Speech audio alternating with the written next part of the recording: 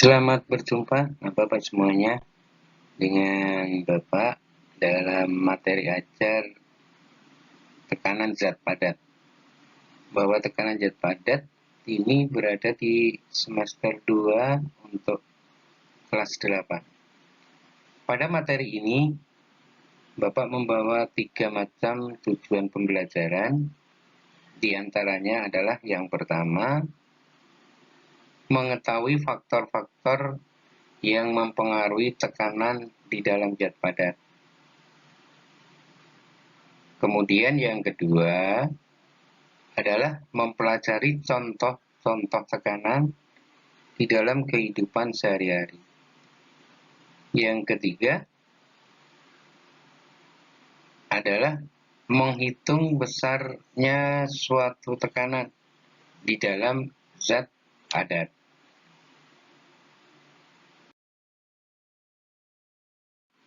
Baik, sekarang Bapak lanjutkan. Materi yang pertama, tekanan zat padat dan penerapannya. Tentunya kalian pernah mendengar istilah atau kata tekanan dalam kehidupan sehari-hari.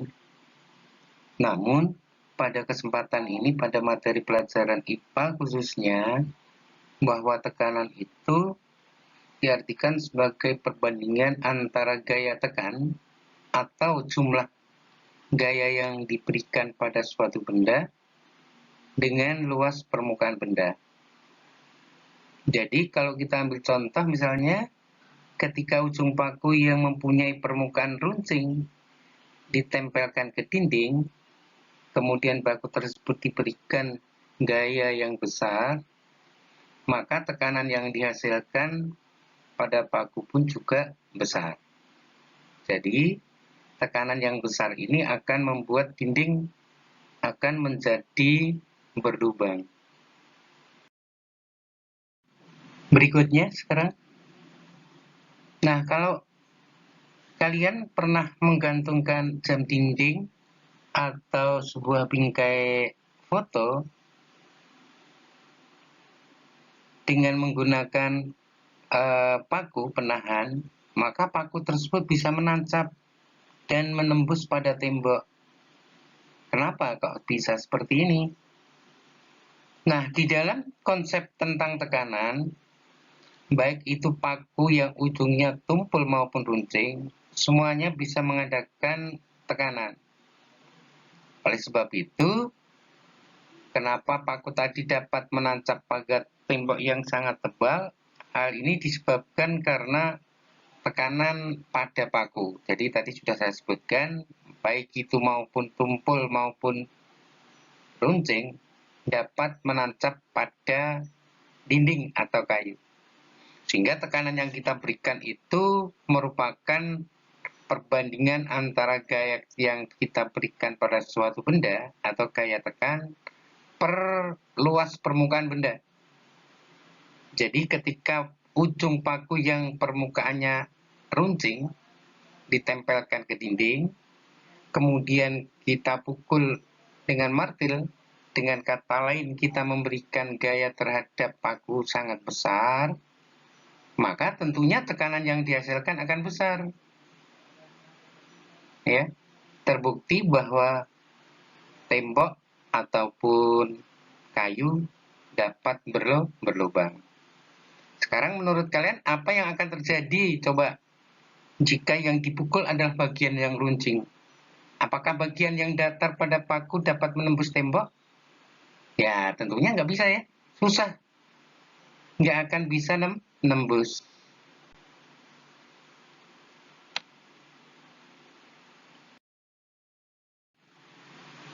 Baik, sekarang Bapak lanjutkan.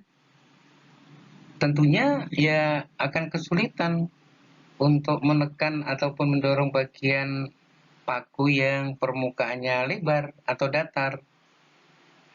Tidak akan bisa menembus tembok. Kalau toh pun bisa, maka dibutuhkan gaya yang sangat besar.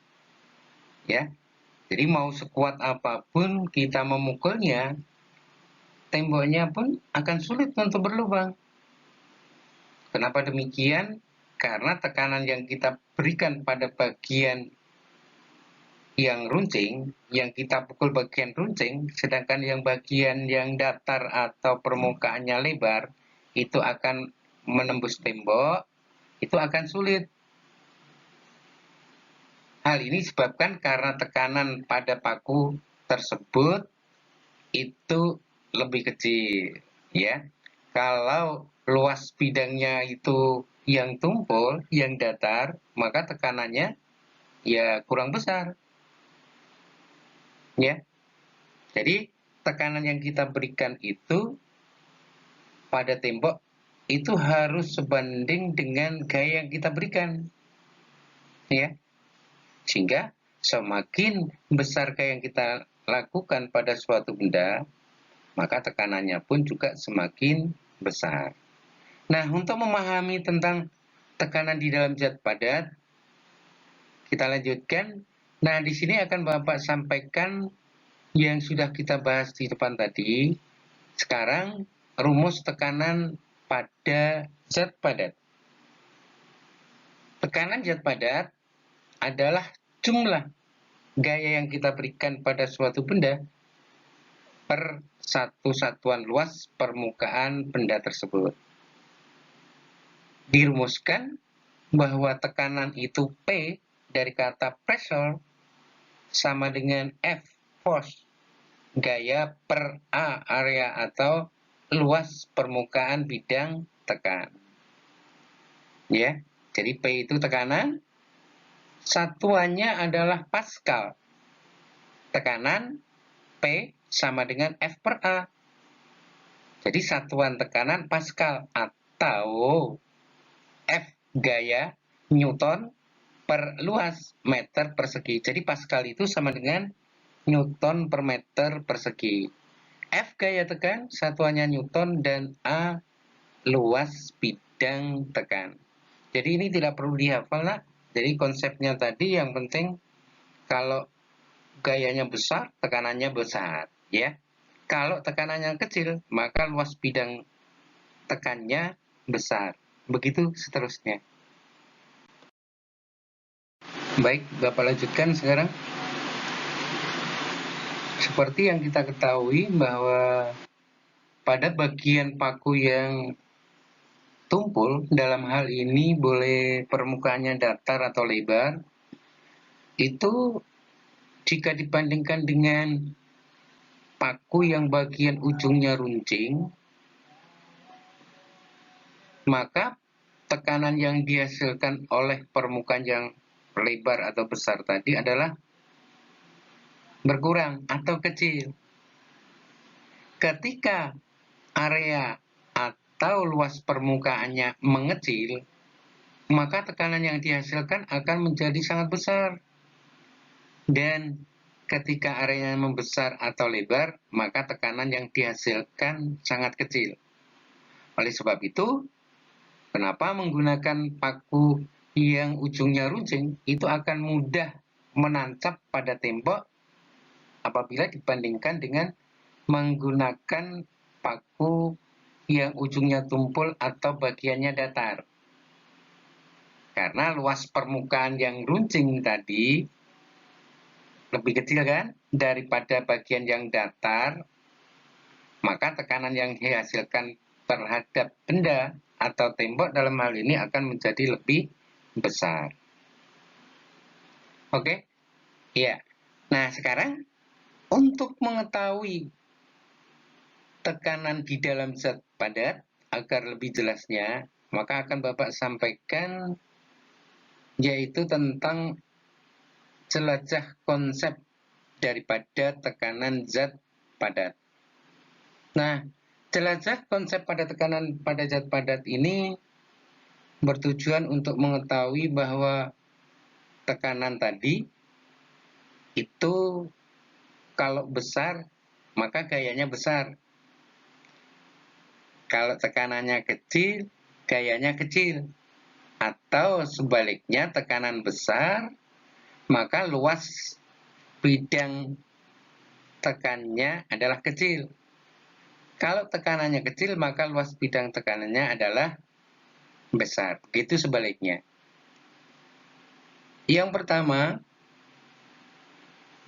Kalau kita punya sebuah lidi yang salah satu bagian ujungnya kita kasih tisu misalnya atau tumpul, maka jepitlah sepotong lidi dengan jari telunjuk dan ibu jari. Seperti gambar di bawah ini, coba perhatikan ya. Ujung lidi yang ada gumpalannya. Kemudian yang kedua, sekarang tekan batang lidi tersebut, maka kita akan merasakan apa yang kita rasakan. Yang ketiga, kita ulangi langkah kedua dengan memberi tekanan yang lebih keras. Apa yang kamu rasakan? Nah, seperti ini. Yang keempat, kalau lidi tadi ujungnya kita potong, yang ada gumpalannya tadi, kemudian kita ulangi langkah yang kedua dan tiga, apa yang kita rasakan? Nah, ini merupakan salah satu jelajah konsep agar anak-anak Bapak semuanya tentang konsep tekanan zat padat ini dapat dipahami, ya. Nah, sakit kan? Jadi ketika batang lidi kamu tekan di antara ibu jari dan telunjuk, maka kamu akan merasakan sakit pada bagian ibu jari maupun telunjuk. Jadi ketika tekanan itu kita tambah, rasa sakit pun semakin bertambah. Dan kalau kita tambah lebih besar lagi, maka rasa sakit yang lebih besar pun juga akan bertambah. Akan tetapi, apabila ujung batang lidi dengan gumpalan memberikan tekanan yang relatif kecil daripada ujung yang satunya. Kenapa? Nah, sekarang berdasarkan percobaan di atas, tentunya kalian itu dikatakan memberikan gaya yang sama pada kedua ujung lidi tadi. Tetapi gaya yang diberikan batang lidi pada ibu jari dan telunjuk kamu berbeda. Karena satu ada gumpalannya, yang satunya tidak ada gumpalannya. Hal inilah disebabkan karena yang ada gumpalan dan yang tidak, itu luas permukaannya berbeda. Kalau berbeda, maka rasa sakit pun yang kita derita pun juga berbeda. Inilah yang disebut dengan tekanan. Ya, mudah kan? Ya. Baik, sekarang Bapak lanjutkan. Jadi pada ujung lidi yang mempunyai gumpalan memberikan tekanan yang relatif kecil karena besar areanya daripada batang lidi yang tidak mempunyai gumpalan. Sehingga di dalam IPA yang namanya tekanan itu bahwa semakin kecil luas permukaan tempat gaya itu bekerja, maka tekanan yang dihasilkan oleh gaya tadi semakin besar. Jadi di sini ada hubungan timbal balik yang namanya perbandingan terbalik antara tekanan dan luas permukaan. Artinya apa ini? Kalau tekanannya besar, maka luas permukaan bidangnya kecil. Dan begitu seterusnya. Sebaliknya, kalau luas permukaannya besar, maka tekanannya kecil. Sehingga ketika kalian menambah gaya jepitnya tadi, semakin ditekan pada kedua ujung batang lidi, maka kalian akan merasakan tekanan yang semakin besar dari kedua ujung lidi tersebut. Hal ini menunjukkan bahwa semakin besar gaya yang bekerja, maka semakin besar pula tekanannya. Jadi ada perbandingan lurus antara gaya dan tekanan, atau sebanding. Jadi tekanan sebanding dengan gaya, atau berbanding lurus. Ya, baik. Bapak lanjutkan.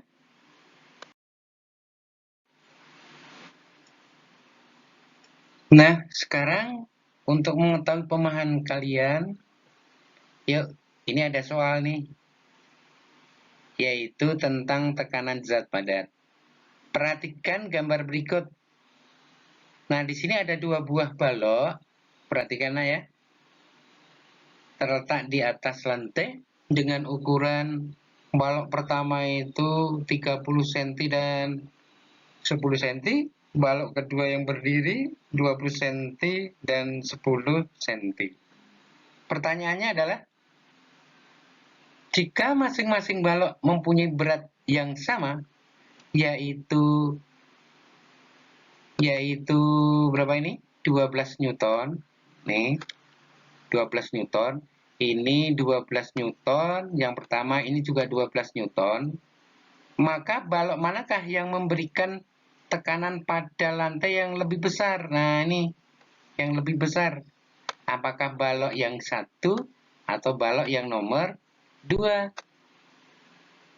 Nah, untuk menjawab pertanyaan soal seperti ini, kita ingat dulu bahwa tekanan itu sebanding dengan gaya tekan per luas bidang tekan. P sama dengan F per A. Pembahasannya, perhatikan anak bapak, untuk balok yang nomor 1, nih, nomor 1, ya, A, yang namanya A ini, luas bidang tekannya itu yang ini. Nah, yang ini. Yang ini. Nah, kalau yang itu maka A-nya adalah 30 dikali 10. Sama dengan 300 cm persegi. Nah, karena luas di dalam IPA fisika itu besarannya adalah mempunyai satuan meter persegi, maka satuan cm persegi harus dinyatakan dalam meter persegi. Sehingga 30 ini sama dengan 300 cm persegi itu sama dengan 0,03 meter persegi. Tekanannya sama, masing-masing balok mempunyai berat. Nah, dengan tekanan 400 Newton meter persegi. Kemudian balok yang kedua, ya, yang kedua, yang ini, P sama dengan F per A, ya, P sama dengan F per A. Tekanannya 12. Nih, 12. Luas A, luas bidang tekannya adalah ini. Ini. Ya.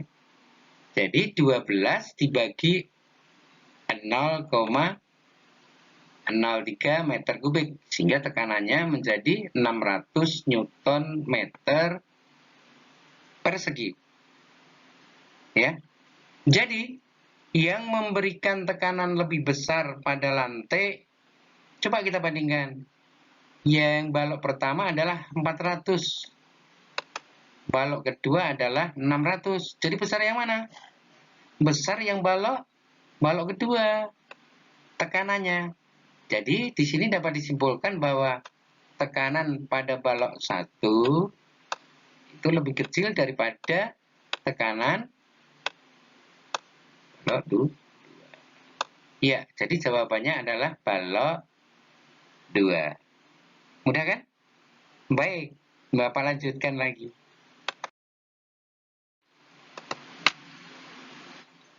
Contoh yang kedua, perhatikan.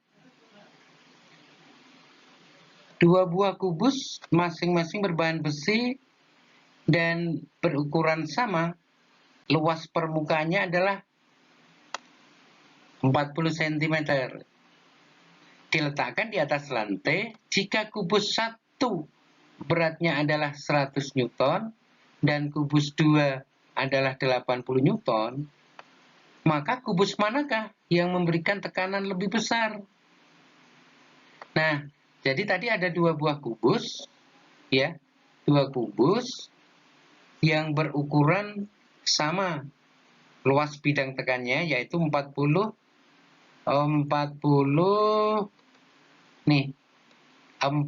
cm kubik. Jadi luas kubus 1 dan 2 adalah 40 cm kubik. 40 cm persegi jadikan meter persegi, sama dengan 0,004. Jadi pada kubus yang pertama tekanannya adalah 25.000 Newton per meter persegi. Jadi P1 sama dengan F ya, per A. Nah, gayanya berapa? Gayanya adalah kubus 1 100. Jadi 100 dibagi 0,024. Hasilnya adalah 25.000 Newton per meter persegi. Kemudian yang kubus kedua, kubus 2 ya. Luas permukaannya sama. 40 cm persegi. A-nya ya 40. Nah, kalau A-nya 40, akan tetapi gaya tekannya berbeda, pada kubus kedua berapa ini? Gayanya 80. Berarti tekanan yang kedua pada kubus kedua artinya ya itu sama dengan ya F2 per A. Ya. F2 berapa tadi?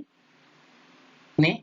Iya, 80 Newton dibagi dengan 0,004. Jadi hasilnya adalah 20. Hasilnya adalah 20.000. Jadi 20.000 Newton per meter persegi atau Pascal. Jadi kalau pada kubus 1 itu tekanannya adalah 25 dan kubus 2 adalah 20, maka kubus yang memberikan tekanan lebih besar pada lantai adalah kubus yang pertama. Mudah bukan? Ya. Jadi Bapak harapkan bahwa faktor-faktor ini yang mempengaruhi ini pada tekanan zat padat harus paham nih. Jadi berdasarkan contoh soal ini jelas bahwa tekanan itu sebanding dengan gaya tekan dan berbanding terbalik dengan luas bidang tekan. Baik, nah sekarang dari contoh tersebut, maka kalian dapat menarik suatu kesimpulan tekanan pada tekanan zat padat. Yang pertama, semakin kecil luas bidang tekan, jadi contoh yang pertama tadi ya, kan beda luas bidang tekannya, tetapi kan sama gayanya, maka akan menjadi besar tekanan yang dihasilkan. Kemudian yang kedua, semakin besar gaya yang diberikan pada suatu benda, maka tekanan yang dihasilkan pun juga semakin besar. Oleh sebab itu, tentunya sekarang kalian dapat menjelaskan mengapa ke ujung sebuah paku itu memberikan bekas lubang yang sangat dalam jika dibandingkan dengan bekas lubang yang diberikan sebutir kelereng pada plastisin apabila dijatuhkan pada ketinggian yang sama. Nah, inilah yang menyebabkan bahwa paku dapat menancap pada tembok lebih dalam karena ujungnya runcing. Akan tetapi kalau yang ujungnya tumpul, tentunya susah untuk menembus pada dinding tembok. Baik, Bapak lanjutkan. Baik, sekarang Bapak lanjutkan. Jadi intinya pada pembelajaran kali ini anak Bapak bahwa tekanan zat padat tadi tentunya ada manfaatnya di dalam kehidupan sehari-hari. Ya, ada manfaatnya. Bahwa penerapannya, tekanan zat padat di dalam kehidupan sehari-hari itu banyak sekali, nah Bapak. Kali ini Bapak hanya bisa menyampaikan 6. Nah, 6 ini sudah banyak ya. Coba. Jadi penerapan tekanan zat padat di dalam kehidupan sehari-hari itu ya, yang pertama adalah ban mobil besar. Ya.